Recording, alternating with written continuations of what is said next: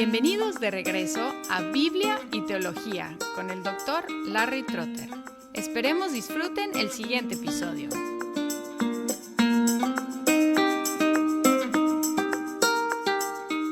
En el último episodio vimos la respuesta de Jonás al segundo llamado de Dios. Esta vez se levantó, pero no para huir, sino para obedecer, ir a Nínive y proclamar contra ella. Proclamó un mensaje de juicio dentro de 40 días. Y ahora vemos la respuesta de los ninivitas. Estamos en los versículos 5 al 9, que dicen: Entonces los habitantes de Nínive creyeron en Dios, y proclamaron ayuno, y se vistieron de cilicio desde el mayor hasta el menor de ellos.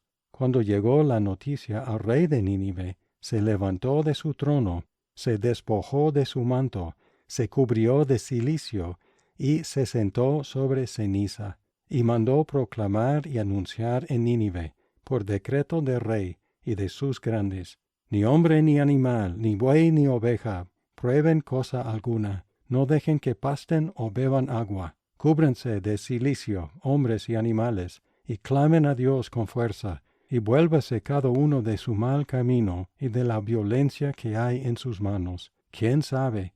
Quizás Dios se vuelva, se arrepienta y aparte el ardor de su ira, y no perezcamos. Fue muy sorprendente que la gente de Nínive haya creído en Dios. Llamaron un ayuno universal de no comer alimentos. Y luego la palabra de la predicación de Jonás y la respuesta del pueblo llegaron al rey, el cual se levantó. Otra vez ese verbo, se levantó, pero él se levantó para humillarse. Y aquí vemos otra ironía en Jonás, porque la primera vez el profeta se levantó para huir, y aquí el rey pagano se levantó para humillarse delante de Dios, y luego él proclamó un ayuno aún más extenso y extremo, que incluía a humanos y animales, y excluía no solo la comida, sino también el agua, y además exigía ropa áspera para todos. También llamó a todos a la oración y al arrepentimiento del mal y de la violencia. Su razonamiento era que tal vez Dios se volvería y se arrepentiría de su justa ira y no los destruiría. De alguna manera percibió en la proclamación de Jonás una oportunidad para el arrepentimiento. Y aún más sorprendentemente, la gente de Nínive de veras se arrepintió, se apartó de su mal camino. Aquí vemos en los ninivitas lo que es el arrepentimiento, es voltear del pecado a Dios. En nuestras iglesias suele predicarse, como se debe, la fe en Jesucristo, pero el otro lado de la moneda de la fe es el arrepentimiento. También suele haber en nuestras iglesias un fuerte énfasis en que Dios nos ama a pesar de nuestro pecado, pero menos énfasis hay en el poder de Dios para cambiarnos a medida que nos volvemos del pecado a Él con fe. Hasta Jesucristo mismo dijo que los ninivitas son ejemplos de arrepentimiento y que ellos se levantarían contra la generación de Jesús. En Mateo 12, 38 al 41, leemos: Entonces algunos de los escribas y fariseos dijeron a Jesús: Maestro, queremos ver una señal de parte tuya. Pero él respondió: Una generación perversa y adúltera demanda señal, y ninguna señal se le dará sino la señal de Jonás el profeta. Porque como estuvo Jonás en el vientre del monstruo marino 3 días y 3 noches, así estará el Hijo del Hombre 3 días y 3 noches en el corazón de la tierra. Los hombres de Nínive se levantarán contra esta generación en el juicio y la condenarán, porque ellos se arrepintieron con la predicación de Jonás, y miren, algo más grande que Jonás está aquí. Nosotros debemos escuchar esa advertencia también y no ser como la generación de Jesús, para que los ninivitas no se levanten en el juicio contra nuestra generación también. Y ahora tenemos la respuesta más sorprendente. La respuesta de Jonás al segundo llamado de Dios no fue tan sorprendente, fue lo debido. La respuesta de los ninivitas fue bastante sorprendente, pero más sorprendente que todas las respuestas es la de Dios. El versículo 10 dice, Cuando Dios vio sus acciones, que se habían apartado de su mal camino, entonces Dios se arrepintió del mal que había dicho que les haría, y no lo hizo. ¿Cuál fue la respuesta de Dios al ver el arrepentimiento de los ninivitas?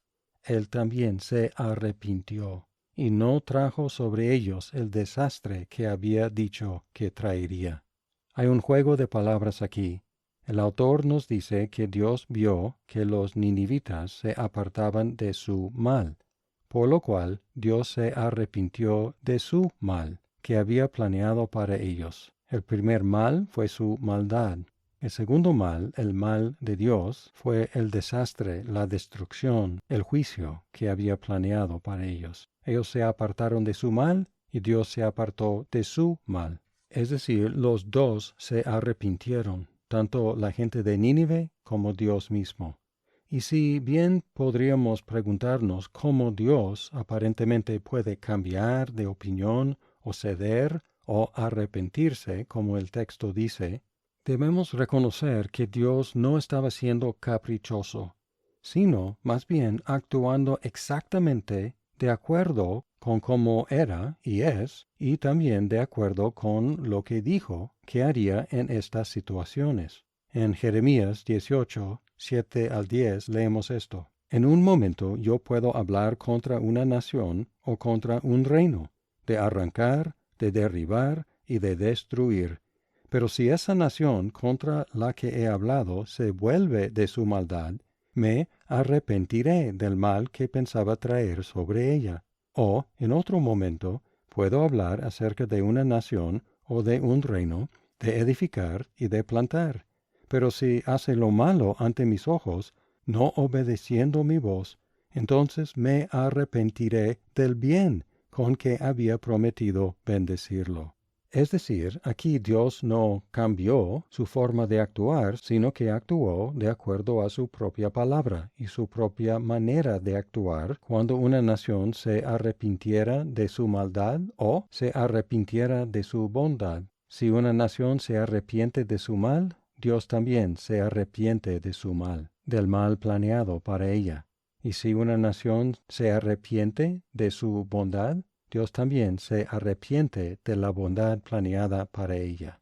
Y si otra vez comparamos la experiencia de Jonás y la experiencia de arrepentimiento de los ninivitas con las palabras de Jesús acerca de la señal de Jonás, podemos entender por qué estamos en una mejor posición para arrepentirnos. Jesús dijo, algo mayor que Jonás está aquí. La motivación para ellos era mayormente negativa, evitar la destrucción. Por supuesto, esa motivación sigue en pie. Necesitamos arrepentirnos y creer en Cristo para evitar la destrucción. Sin embargo, hay una motivación más fuerte y más positiva. Jesús es más grande que Jonás, y Jesús murió y resucitó por todos los que se vuelvan a Él con fe. En Romanos 2:4 Pablo escribió, ¿O tienes en poco las riquezas de su bondad y tolerancia y paciencia, ignorando que la bondad de Dios te guía al arrepentimiento? Jonás predicó la destrucción. Jesús aseguró y ofrece la salvación. Por lo tanto, abandonemos nuestros pecados, volvámonos a Dios, no solo para evitar la destrucción, no solo para ser perdonados, sino también liberados de nuestros pecados.